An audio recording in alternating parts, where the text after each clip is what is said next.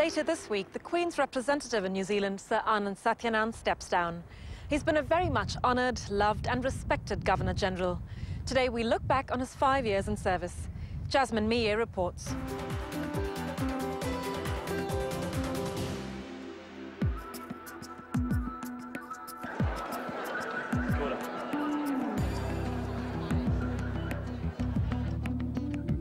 This week marks the end of the Satyanand era as Governor-General of New Zealand. After 5 hectic years in office, His Excellency Sir Anand and Her Excellency Lady Susan are stepping down, but not before looking back on half a decade as the Queen's representative in New Zealand. There have been so many highlights. We've had this conversation, the two of us. It's very hard to identify any one thing. There have been moments where we have this phrase where we just go like this, we pinch ourselves because of the unique circumstance and the unforgettable nature of it. We've seen the country from top to bottom. We've had the benefit of going to Niue and Tokelau and the Cooks, which are also part of the country. And there's been the wonderful spectre of different people doing things and being recognised for what they have done. I'm thinking of Christchurch and the wonderful people and initiatives that we saw in Christchurch. The Canterbury University, their emergency plan, the way the students became active and what they did. To see the victim identification team, felt so proud of New Zealanders. We spoke to people from around the world who were in awe of what had been done. It makes you really feel good about being a New Zealander. For these two, the sights and sounds of small towns, big cities and hundreds of people met throughout this country and overseas have been a shared experience, a working partnership in action right from their joint decision to accept the role. It was a great privilege to be accorded. I was conscious of it being a hugely important thing to do. I felt that it could not be done without the both of us being connected with it. So we needed some deeply intense discussion. It was actually the 20th of February until the 9th of March, I think it was. We didn't tell anybody at all. So we used to text each other, just 2 words, "Goodness me!" exclamation mark. And it was a code.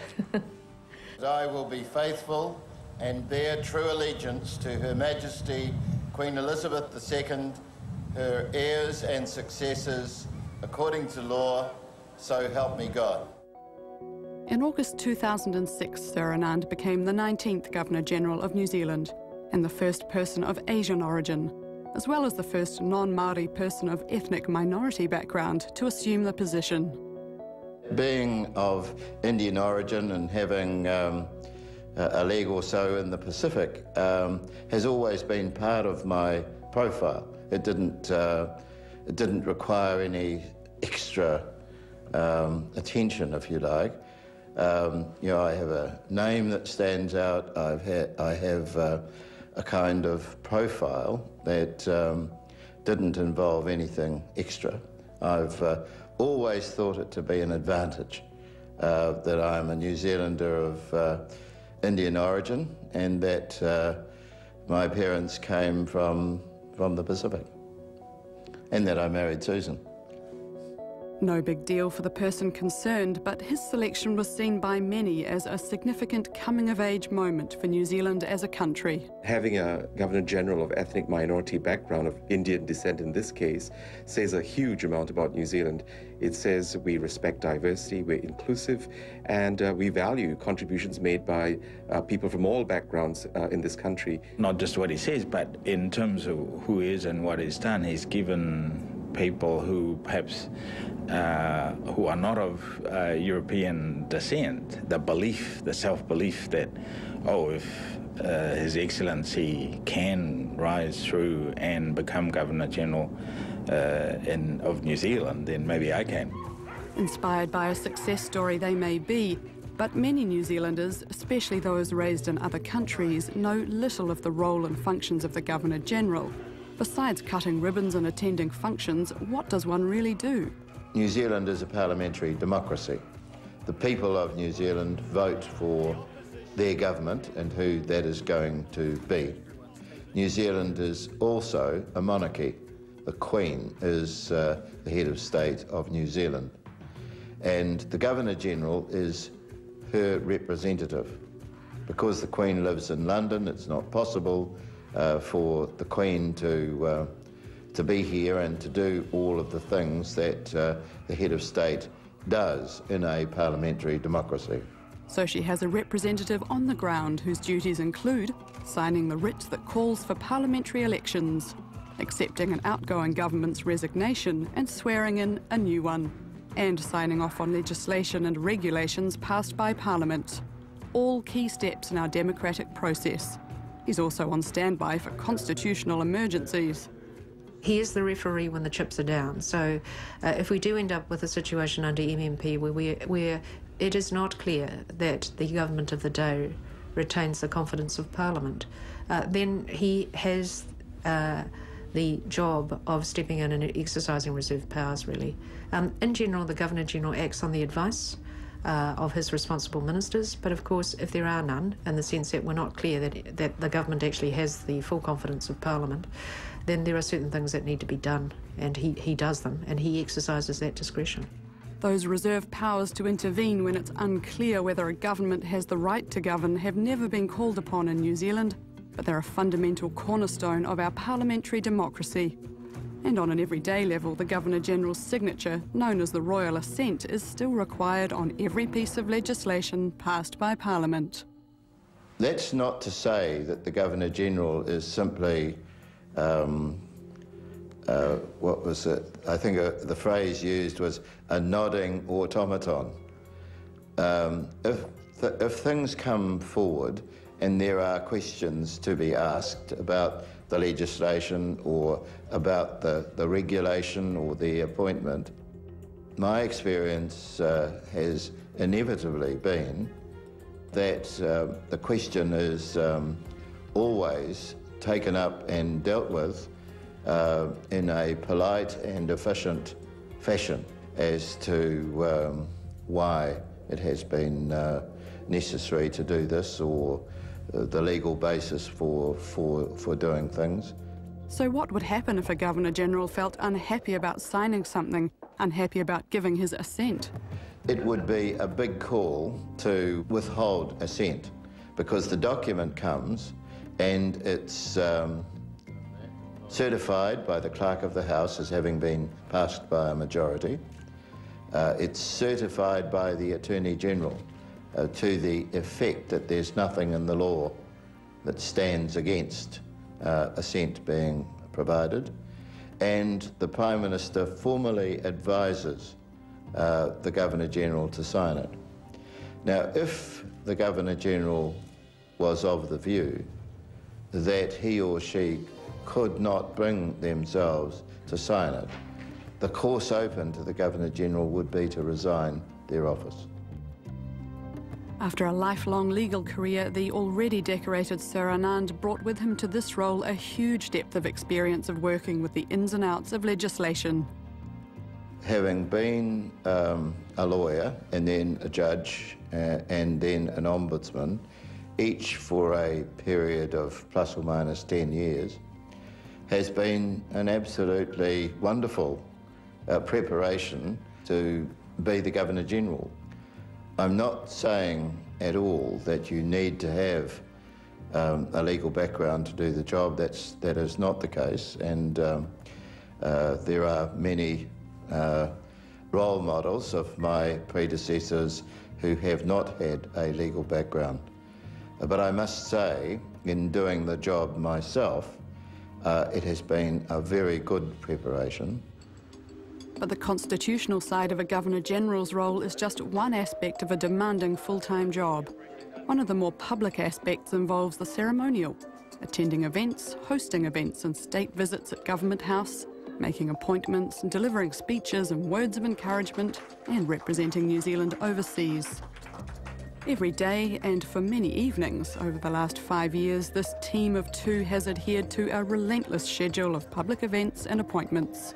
Somehow they've remained enthused and energetic along the way. There's a famous description of the canoe gliding along the water and underneath, or the feet paddling to make it seem effortless, and that's very much what happens here. We are supported, our time is managed, everything is managed for us within that. It's lovely to feel that you're in an operation where I think I can say without exception the people on the staff are enthusiastic about working here. But at the same time, when the Governor-General goes to a function to open a school hall or something of that sort, that's a very important event for that school. And if the Governor-General were to be coming in jaded, not fully engaged, thinking about something else, that wouldn't be right. Susan is right, and a lot of that is due to the preparatory work that goes into a visit that might be made to the school opening. Who will be met? Who is the chair of the Board of Trustees? Who is the principal? All of those things require very experienced staff to make sure that that the correct preparation takes place, and so that the enthusiasm which Susan mentions can be applied in a proper way. A reflection on the staff of Government House, yes, but also a statement about the values of the person or people in office. Here's a man who's doing a pure public interest role. It's pretty tough being a Governor-General. I mean, you may get driven around in flash cars and end up in a lot of dinners, but, you know, for anyone who's done those sorts of things, it's tough. And, you know, he's in the later years of his life. They could be sunning themselves somewhere on a beach, and he's not. He's out there and he's working. So I just think he's been fabulous. Communities have always appreciated not just what he says, but what he does. I mean, he's been out to the Pacific several times, gone to places. He's hosted various communities who live in New Zealand at Government House following his visits. You know, so he's kind of walked the talk, if you like, and people can see the sincerity. I have observed that the Governor-General has attended numerous events, symposiums organised by ethnic minority people throughout the country, and he has given them huge encouragement and moral support for the work they do as volunteers or as part of civil society in this country. He's attended, for example, the opening of the Jewish Holocaust Center. He's attended Islamic Awareness Week, the parliamentary celebrations, Diwali, Chinese New Year, and Eid in Parliament here, numerous AGMs, community events throughout the country. And I think it tells ethnic people, you are valued, your contributions are valued, and you should participate in public affairs in New Zealand. You're welcome to. So I think the Governor-General has made an immense contribution in that way. Public and community service are hardly new to the Satyanands. Sir Anand's parents, Dr. Mutiala and Tada Satyanand, were both born to Indian immigrants living in Fiji, and both had left those shores as young people to make a life in New Zealand where they met and married. Settling in Ponsonby, they were active in public life and much loved by the local Fijian Indian community, of which they were a central part. Anand's father was a well-respected member of the Indian community in Auckland. He often spoke and attended the Indian Association, spoke at weddings, and was called on as a doctor and an advisor to families. Oh yes, yes, that's true. The second thing, in their home there were always Fijian people. Fijian was spoken by Anand's father and understood by his mother, and to an extent you. And Fijian politics was always talked about. Susan's right about our family life when I was little. It was a household where, particularly on the weekends, the house would be host to many students who treated my parents as informal kind of vocational guidance people about, you know, how they were getting on and where they might be heading and so forth, and many happy occasions, you know, I can bring to my mind without difficulty Fijian and Indian people who were from Fiji who were part of our household at that time.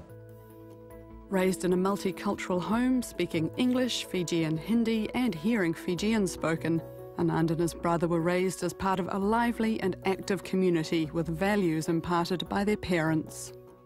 And I think my brother and I were always encouraged to do our best and to have a framework of thinking that if you did your level best, there was no barrier in front of you that might cause difficulties. It's certainly something that I have followed and encouraged others to follow within New Zealand. Ours is a country that will give people a go if they give things a go. Give things a go the young Anand did. Studying law in Auckland in the late 1960s, he was quick to use his ability to question and challenge the establishment. Good evening, and first in this day, the news. Many Auckland lawyers feel their degrees are just status symbols rather than marks of proficiency, according to a survey conducted by the Legal Research Foundation. Peter Kingston questions a member of that foundation, Mr. Satyanand.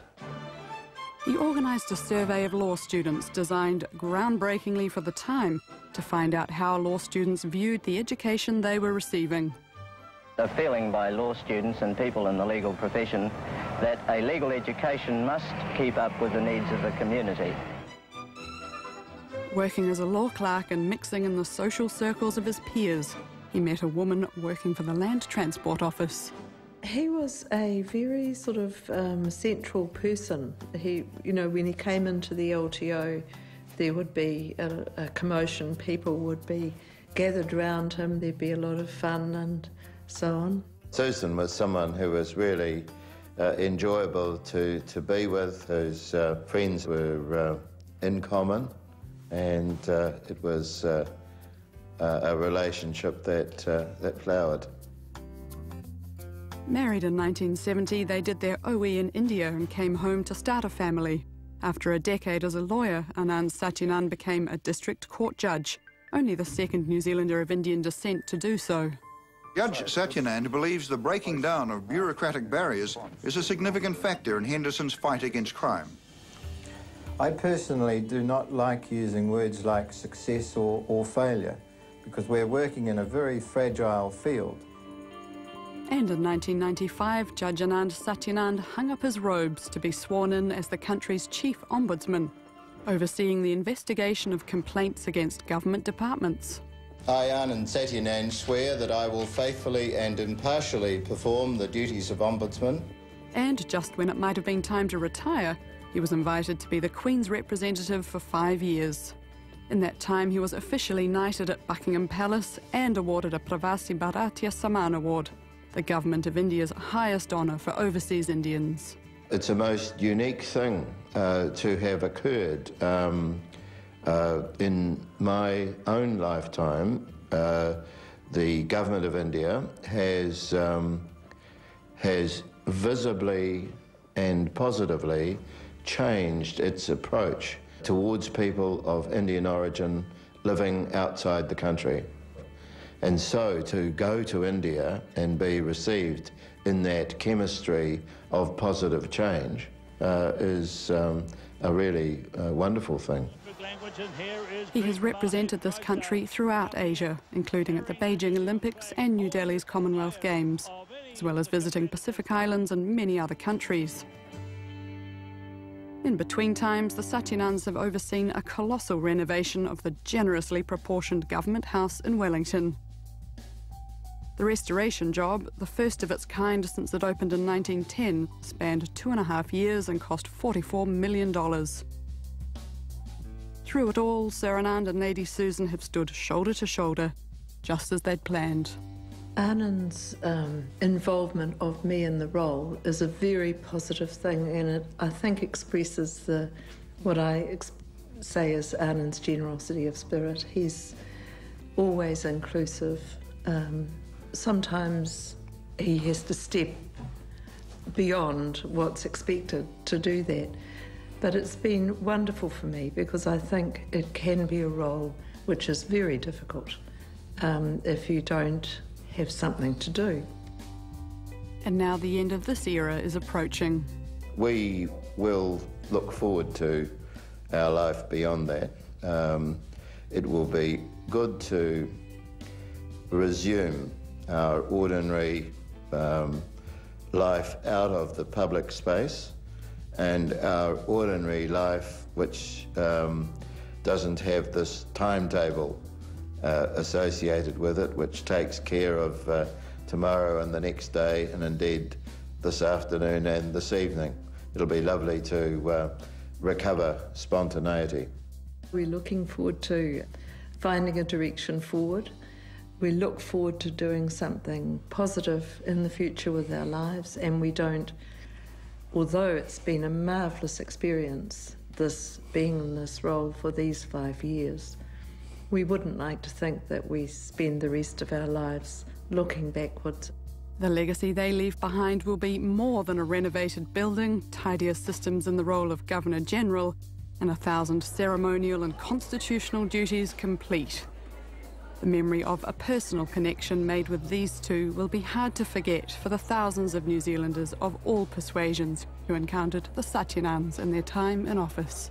He gives particularly people who are not of European descent the self-belief that this is a fair country, the opportunities are there, and if we work hard, we can achieve what His Excellency has achieved. But having said that, he's also been very strong on being the Governor-General of all of New Zealand. I just think he's been fabulous. He hasn't created controversy around himself. He's just got on and been a very constructive part of the government. I think it was an inspired choice. I can't speak for ethnic people around the country, obviously, but I'm sure they will join me in thanking him and Lady Susan for what they've done for ethnic people throughout the country, and all New Zealanders, in fact, and in wishing them all the very best for the next chapter of their lives.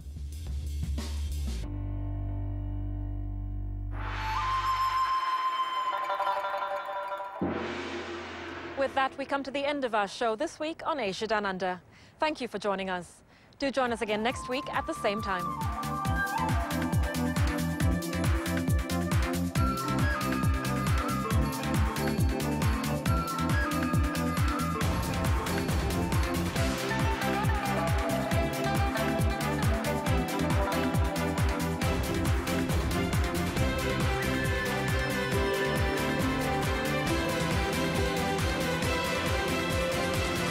This programme was made with funding from New Zealand On Air.